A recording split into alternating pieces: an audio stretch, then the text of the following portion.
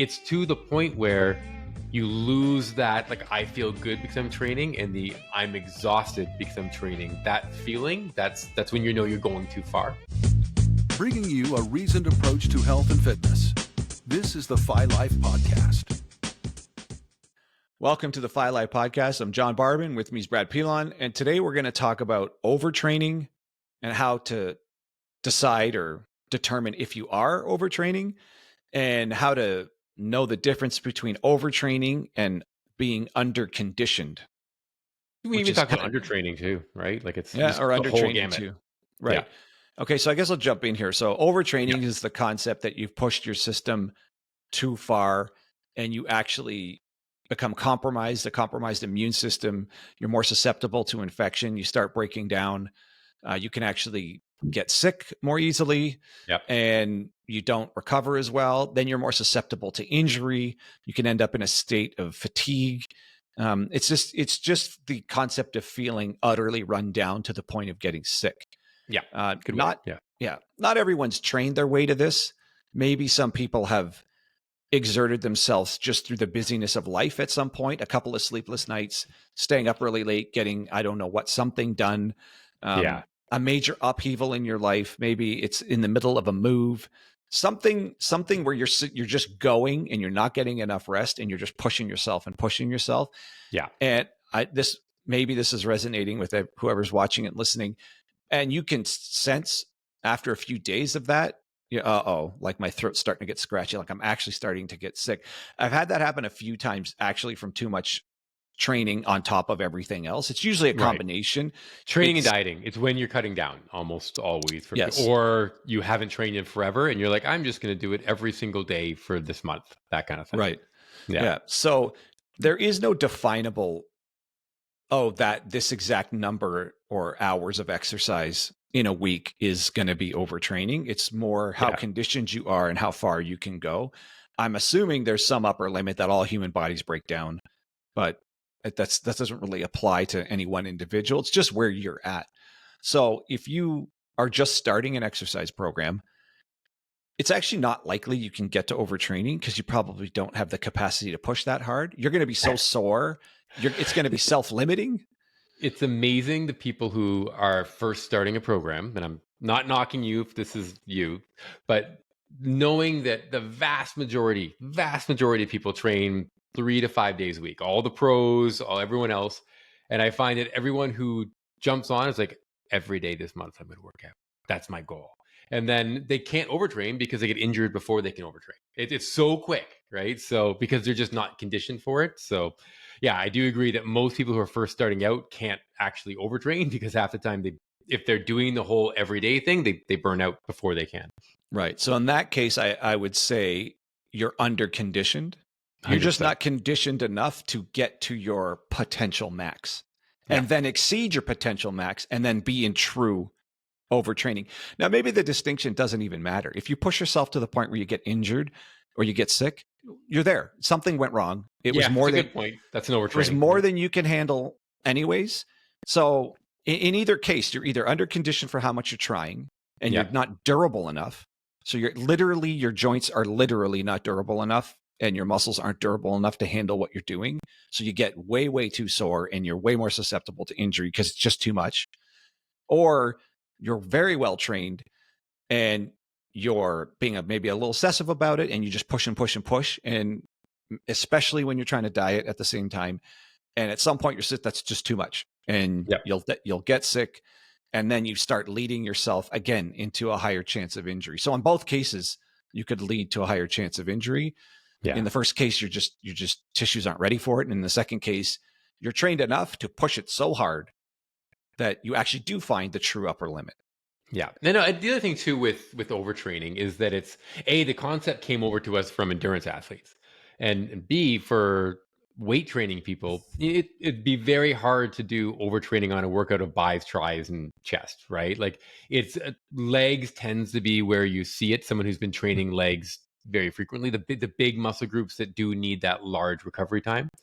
And in that case, you can do it in a single workout, and then you get rhabdomyolysis, right? You get protein breaking down from the muscles and entering your bloodstream, which can actually happen if you're completely naive to training and all of a sudden just do a whole day of squats and leg press type of thing. But um, in general, from what I found with overtraining, it relies on either you haven't been training at all and you jump into it, but it really seems to be sort of lower body related. You're running and you're doing squats, and it's, I don't know. I've found it difficult. I guess you can have overtraining benching when your shoulders blow out type of thing. You can have that, but that sort of systemic overtraining seems a lot of time it comes from leg training more than twice a week type of thing, from my Yeah. experience. Yeah. Yeah, mine as well. So I guess we're drawing distinctions between overtraining based on your experience level and lack of conditioning versus how hard you push right out of the gates and how quickly you expect to adapt into a training program. And Yeah. this can come and go. So Oh you yeah. can Yeah. you can obviously build up to everyone, I'm sure everyone who's exercised understands what I'm talking about. You build up to your peak conditioning and your peak durability and the amount of volume you can handle, volume being specifically of weight training, stuff that's really intense. But again, to Yeah. Brad's point, also whatever the cardio half of that is, that's two totally different systems too. Yeah. Like at some You point can you overtrain could them be, both or one, like it's the other. Like, yeah. you can overtrain them both. You can overtrain one. You can try to push too hard on either one and it doesn't matter. You are not going to be able to get through the other one either. So if you push too hard on weights, at some point it's going to affect your ability to get through cardio too. Yeah. So, I mean, where, how do people actually, what do they do with this information? How do they assess if they're even getting there? I think the main thing is, so when you undertraining is an interesting one. I want to touch on that briefly because I found that there is a number of studies showing that people who regularly work out, if they go more than 3 or 4 days without weight training, that their emotions, like they become to get a bit depressive. And so there is a level of training that just sort of keeps you in that sort of happy I'm training state. And then so we call that kind of our baseline of you train, you work out, you exercise. So that kind of like once every 3 to 4 days. And then you're starting to squish in the more and more training. It's to the point where you lose that, like, I feel good because I'm training, and the I'm exhausted because I'm training. That feeling, that's when you're going too far and you need to pull back. And the funny thing is, to your point, it can be the same amount of training you've been doing this entire year, but work just got shitty, crappy, bad all of a sudden. Right. And so now you've got these external stresses building in, or you haven't been sleeping well, or something else is going in your life, or you've added in, I don't know, morning cardio. You've added one extra thing, and now you're like, I'm just tired. I'm just lethargic. My legs are just heavy, and things are hurting 2 or 3 days, 4 days after the workout. It's when you just need to pull back and realize that if overtraining is a negative thing for a reason, right? You're not going to be getting the result you want to, even though you're pushing harder and harder. So it's just knowing when to pull back. And it's completely dependent on, to your point, your level of conditioning and the externals of what's going on in your life. Yeah. So that's a really good point. So if you're experienced with working out both weights and cardio, you probably have a rough idea of what the true soreness and the true exhaustion of a healthy reaction to training is versus when you think it's getting too much. So for me, the clues would be sleep has been compromised. Either the training resulting in compromised sleep, or you've just had compromised sleep lately, which means you're just not going to be able to recover as well. Yeah. And again, soreness, an unfamiliar soreness, or a lack of recovery from what you expect from the workouts you've been doing. And okay, based on that workout, I probably should be good in about 3 or 4 days. There's no reason I'm still really dragging at the 4th and 5th day. If that's familiar to you, okay, there's something different this time around. I'm not recovering. Yeah. And the irritability thing is legit. Like emotion, there's something starts changing with your mood. Again, these are subtle things. Every time I've gotten there, I only notice at the very, very last minute. I'm like, oh, I think I'm there. Like something's going wrong. Yeah. And to me, the final clue is I always get a scratchy throat. Like, oh, by tomorrow, this is going to be a full on cold. Right. And I'm going to be fully symptomatic. And that's when if I've missed all the other cues and I kind of want to go to the gym, I don't want to miss more days. That's when I'm like, this is it. Like now I got to completely rest. And I have to just pull right back. And then to that point, so what do you do when you think you're there? So number one thing, you got to get sleep. Like you have to sleep. Yeah. Well, I guess 1A and 1B, sleep is super important, rest in general, and stop working out. You have Yeah. to like pull Just back. You can go a for couple days of walks. walking. Walking's the best. Yeah. Walking's fine. You never stop walking, but you must just, you got to pull back on the high intensity stuff, because that next workout, cardio or weights, if you don't get Forget it. injured, if you don't get injured, it might push you into full on overtraining. Now you're actually going to get sick. Now you're actually going to be compromised, and you could turn what should have been just 2 days of rest and recovery to like a week Yeah. of feeling lousy and having to try to recover. You know what's funny? This is interesting conversation, because I was thinking in terms of pro athletes and a team.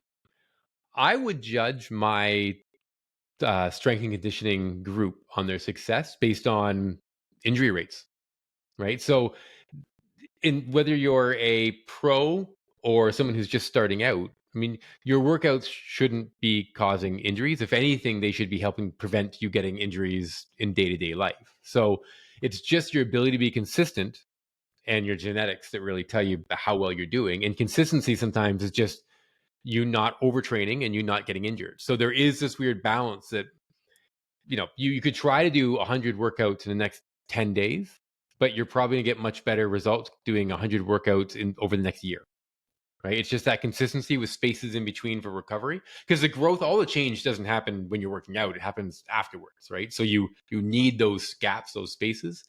But in order to stay consistent, you can't overtrain. You can't push it too much in any one given time unless you're doing that on purpose while watching your sleep, while watching nutrition for a very specific reason. You're overreaching for somewhere, right? Mhm. But in general, if you want great results from this, you have to avoid overtraining because you need to be consistent, if that makes sense.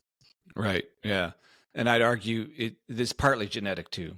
As soon as you brought up pro athletes, I don't know, maybe I think guys more than girls tend to compare themselves to pro athletes. I don't know why. Maybe Yeah, it's because as when we're growing up, we all think we're going to be a pro athlete. But whatever degree a pro athlete can push, it's not that, oh, if you had the lifestyle, you didn't have a day job, you could get there too. It's not it. Anyone who right. makes it to the pros likely has a higher overall capacity. That's how they ended up there in the first place.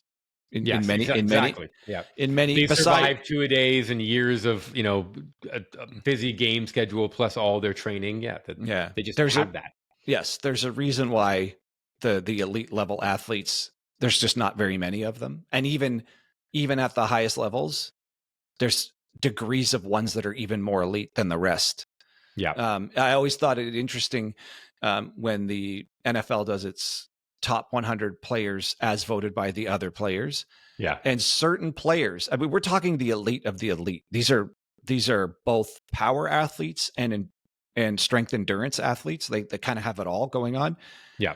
And even at that level, they refer to certain other guys as having a motor that just won't quit. Like Yeah. I'm thinking, When the freaks refer to other players as freaks, you're like, then they must be super freaks. but Yeah. the one of the things they call out is his ability to just go and go and go, and he just doesn't get tired. So I'm already thinking of someone like Max Crosby, where they just say this guy never stops.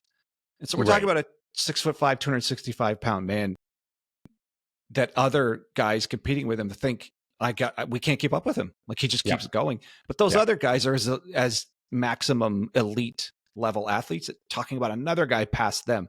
So it's just the idea that I'm trying to paint the picture of how genetically you can't compare yourself to anybody else. No. Even if it seems like you're in their category, everyone's got something slightly different going on. You can't even compare yourself to you 6 months ago because your sleep may have been better or worse, or you really have to just vibe with point. Right now and be like, okay, believe it or not, this for me right now is overtraining, even though I was crushing this workout 3 months ago. Yeah. Right. That's a very good point. So we got to wrap this one up here. Yeah. So as far as overtraining, just think in terms of how do you feel is the guide? And if it's subtle, but start paying attention to things like sleep, like mood, are you just not recovering well enough? All of that sort of stuff. And if you feel any kind of sinus symptoms, at least for me and for many people I know, that's the clue when I feel like I'm getting a cold. And if you stop right then, you can nip it in the bud. Yeah. And to Brad's point, don't compare yourself to anyone else or even yourself at certain other times when you just had things really laid out and you could really push harder than maybe you can push right now.